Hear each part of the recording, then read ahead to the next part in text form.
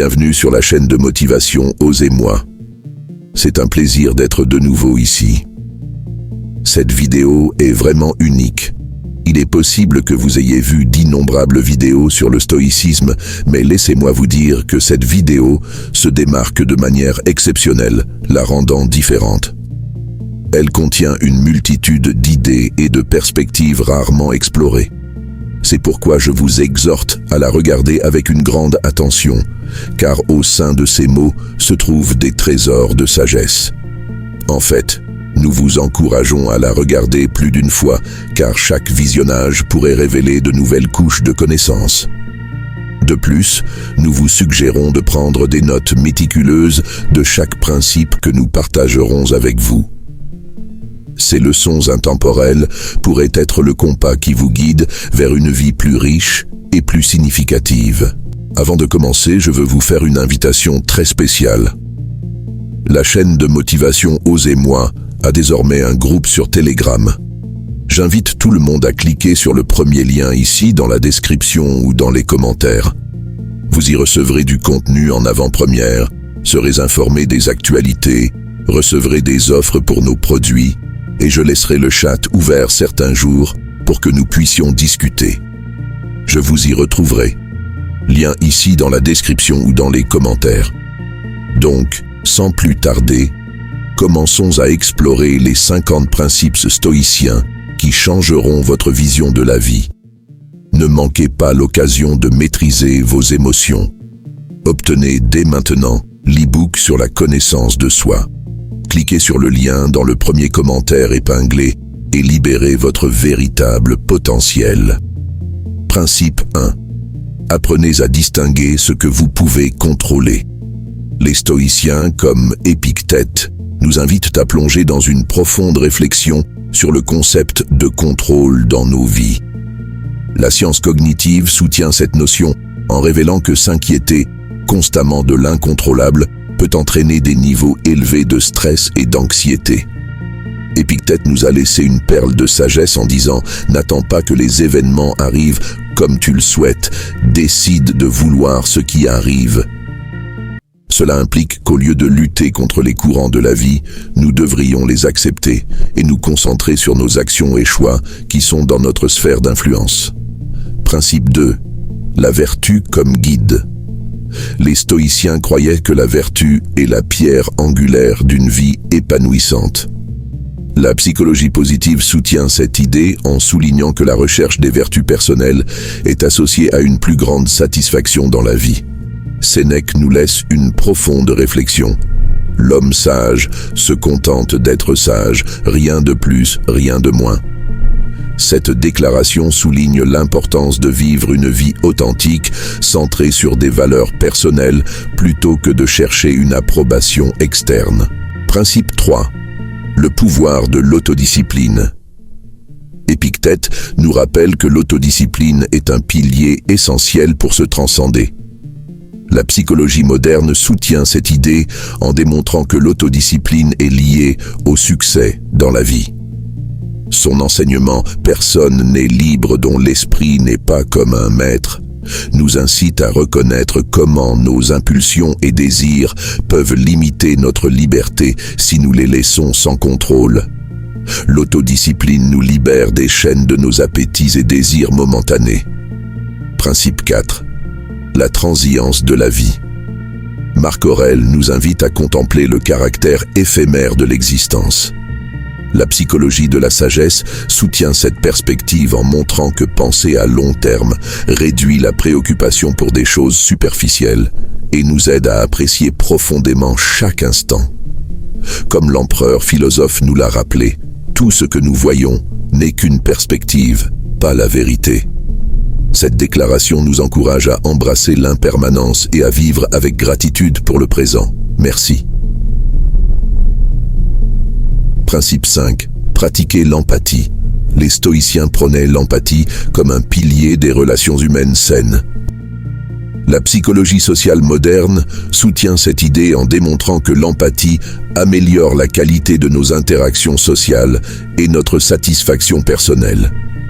Épictète nous met au défi de nous mettre à la place des autres en disant Dis d'abord à toi-même ce que tu serais, puis fais ce que tu as à faire.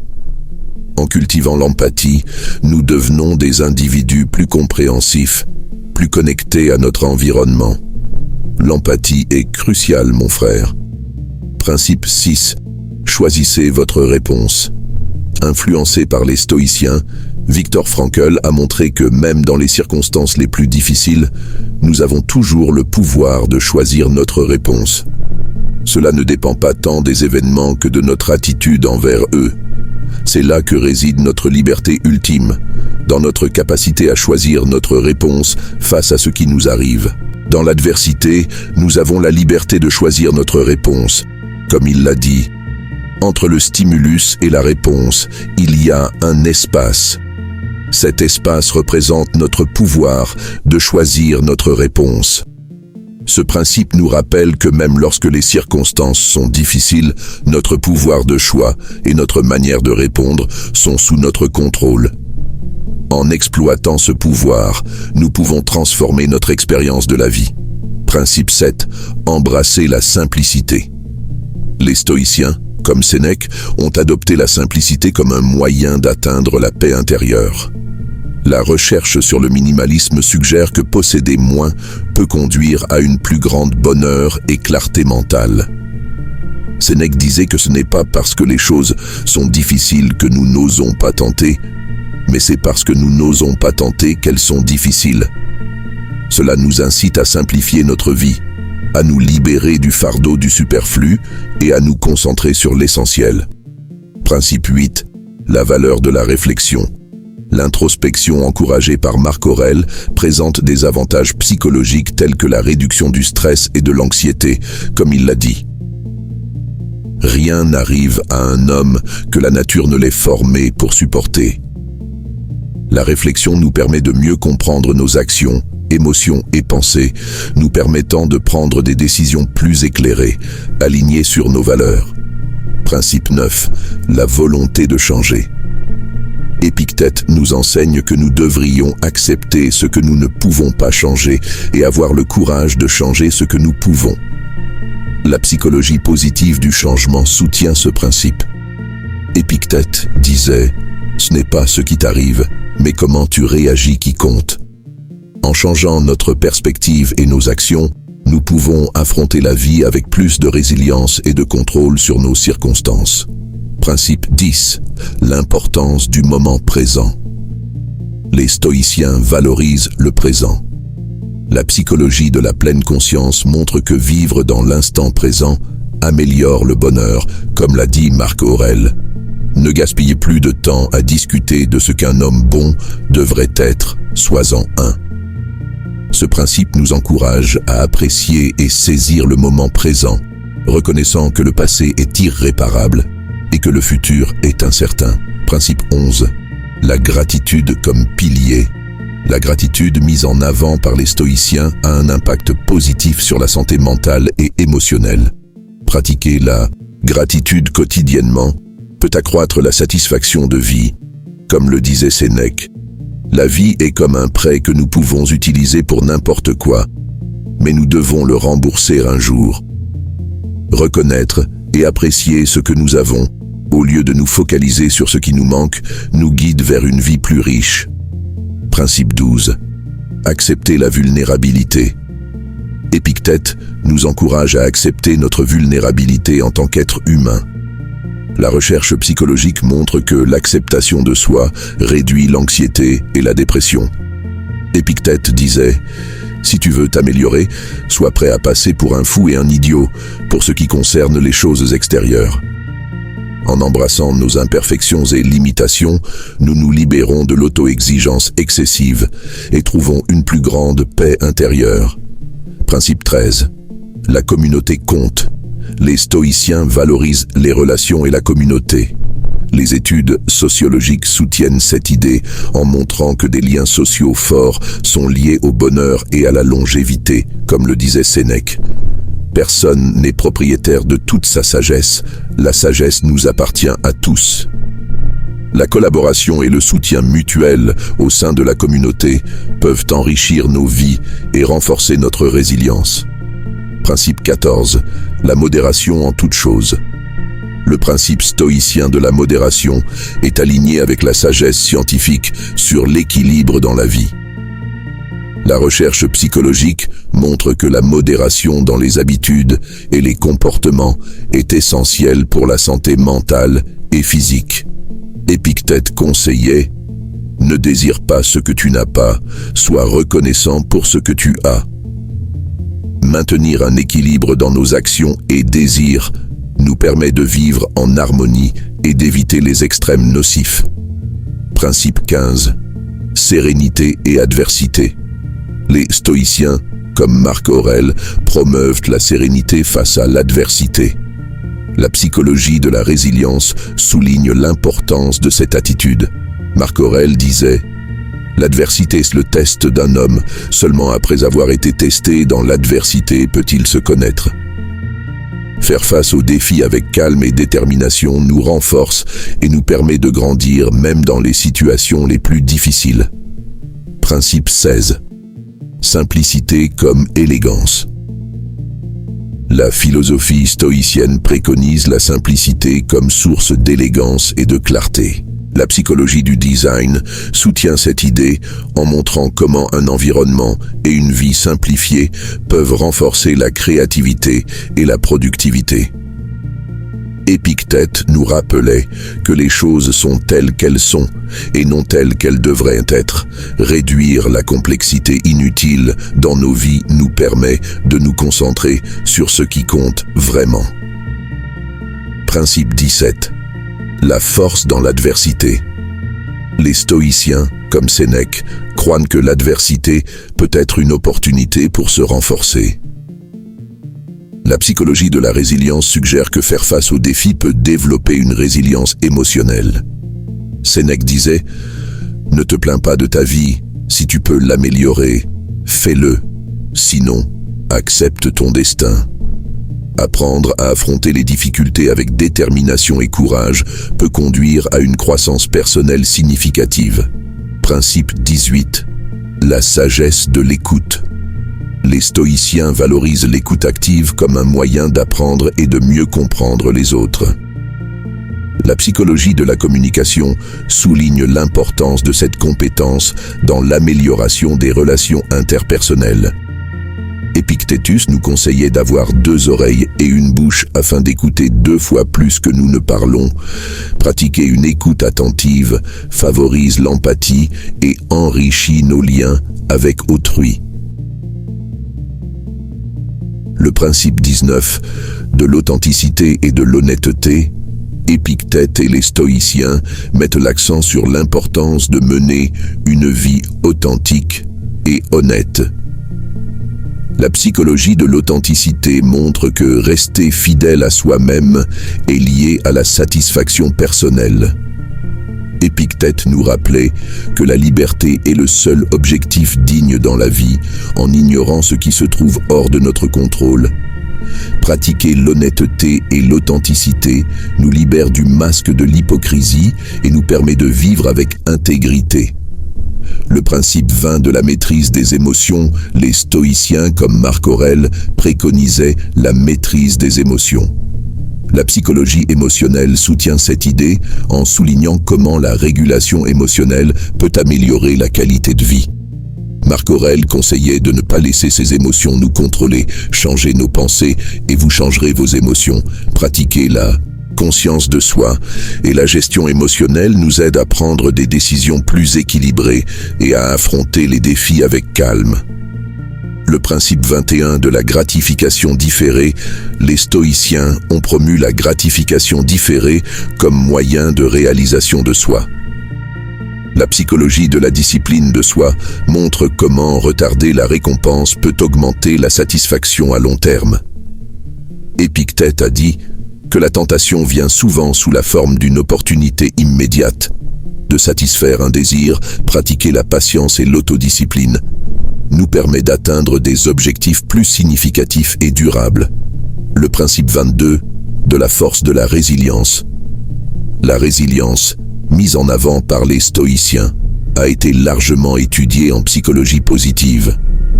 Marc Aurèle conseillait que la meilleure revanche est de ne pas ressembler à celui qui a commis l'injustice. Cultiver la résilience nous permet de faire face aux défis avec flexibilité et force. À travers l'adversité, nous pouvons grandir et prospérer, devenant des individus plus forts et plus sages. Le principe 23 de l'auto-évaluation continue. Les stoïciens prônaient l'auto-évaluation continue comme outil de croissance personnelle. La psychologie de la conscience de soi souligne l'importance de réfléchir à nos actions et comportements. Épictète conseillait d'examiner vos paroles et actes et vous verrez bientôt dans quelle direction vous allez. Pratiquer l'auto-évaluation nous aide à identifier les domaines à améliorer et à rester sur la voie de la vertu. Le principe 24 de la compassion envers soi-même. La compassion envers soi-même, promue par les stoïciens, est en phase avec la psychologie de la compassion envers soi-même. Sénèque nous rappelait qu'il n'y a personne de plus malheureux que celui qui n'affronte jamais l'adversité. Pratiquer la compassion envers soi-même nous permet de nous traiter avec gentillesse et compréhension, surtout dans les moments difficiles. Le principe 25 de l'importance d'une éducation continue, la poursuite constante de la connaissance et de la sagesse, était un principe fondamental des stoïciens. La psychologie de l'apprentissage tout au long de la vie suggère que l'apprentissage continu enrichit nos vies. Épictète conseillait d'apprendre, d'enseigner si vous le pouvez, d'écrire si vous ne pouvez pas enseigner, de réfléchir, rester ouvert aux nouvelles idées et expériences, nous enrichit et nous permet de grandir en tant qu'individu. Le principe 26 de l'empathie envers les autres, les stoïciens valorisaient l'empathie envers les autres comme moyen de renforcer les relations et la communauté. La psychologie de l'empathie montre comment se mettre à la place des autres améliore la qualité de nos interactions. Conseillez d'apprendre, d'enseigner si vous le pouvez, d'écrire si vous ne pouvez pas enseigner, de réfléchir, rester ouvert aux nouvelles idées et expériences, nous enrichit et nous permet de grandir en tant qu'individu. Le principe 26 de l'empathie envers les autres. Les stoïciens valorisaient l'empathie envers les autres comme moyen de renforcer les relations et la communauté. La psychologie de l'empathie montre comment se mettre à la place des autres améliore la qualité de nos interactions sociales. Sénèque conseillait « L'homme est sacré pour l'homme ». Pratiquer l'empathie envers les autres nous aide à construire des liens plus profonds et plus significatifs. Le principe 27 de la discipline mentale. Cultiver un esprit discipliné est un principe fondamental dans le stoïcisme. La psychologie cognitive soutient l'importance de l'autorégulation mentale. Épictète conseillait « Vous êtes esclave de ce que vous ne contrôlez pas ». Pratiquer la discipline mentale nous permet de nous libérer des pensées destructrices et des approches négatives, menant à une vie plus équilibrée et consciente. Le principe 28 de l'adversité comme enseignant.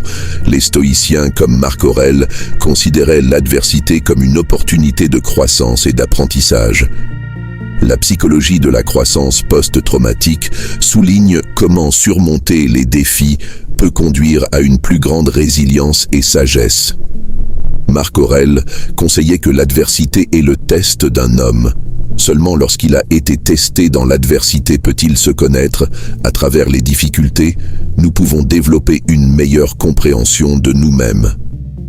Le principe 29 de la prise de décision consciente. La prise de décision consciente mise en avant par les stoïciens est essentielle pour une vie significative. La psychologie de la prise de décision souligne comment des choix réfléchis peuvent conduire à des résultats plus satisfaisants. Épictète conseillait de vous dire d'abord ce que vous seriez, puis de faire ce que vous avez à faire. Pratiquer la prise de décision consciente nous permet de vivre en harmonie avec nos valeurs et nos objectifs. Le principe 30 de la persistance dans la vertu. Les stoïciens considéraient la persévérance dans la vertu comme la clé d'une vie éthique et pleine de sens. La psychologie de la moralité suggérait que vivre selon nos principes conduit à une plus grande satisfaction personnelle. Sénèque a conseillé que la vertu est le seul bien, elle n'a besoin de rien d'autre. Pratiquer la persévérance dans la vertu nous guide vers une vie authentique et pleine de sens. Si vous êtes toujours là, félicitations. Considérez-vous fort, car beaucoup ont déjà abandonné en cours de route. Vérifiez votre abonnement à la chaîne. Il est très important que vous soyez abonné. Commentaires, défis acceptés. Et comme toujours, ne soyez pas faible, restez jusqu'au bout. Principe 31. Communication efficace. Les stoïciens reconnaissent l'importance d'une communication efficace. La psychologie de la communication met en évidence comment la clarté et l'empathie dans la communication peuvent renforcer les relations et prévenir les malentendus. Épictète nous a conseillé de parler et de dire ce qu'il y a de plus beau que le silence. Pratiquer une communication consciente et réfléchie peut améliorer nos liens avec les autres et promouvoir une communication plus efficace. Principe 32. Détachement des résultats. Le stoïcisme prône le détachement des résultats comme moyen de réduire l'anxiété et la souffrance. La psychologie du détachement montre comment se concentrer sur le processus plutôt que sur les résultats peut augmenter la satisfaction personnelle. Marco Aurelio a conseillé: ne vous attendez pas à ce que les fruits soient supérieurs au travail. Pratiquer le détachement nous permet de nous libérer du souci de ce que nous ne pouvons pas contrôler et de trouver la paix dans l'action elle-même. Principe 33. Autodiscipline physique. Les stoïciens mettaient également l'accent sur l'autodiscipline physique. La psychologie de la maîtrise de soi met en évidence comment le maintien d'habitudes saines peut améliorer la qualité de vie. Épictète conseillait: le corps est la prison de l'âme. Pratiquer l'autodiscipline physique, comme l'exercice et une alimentation équilibrée, nous permet de prendre soin de notre santé et de notre bien-être, en ayant un impact positif sur notre esprit et nos émotions. Principe 34.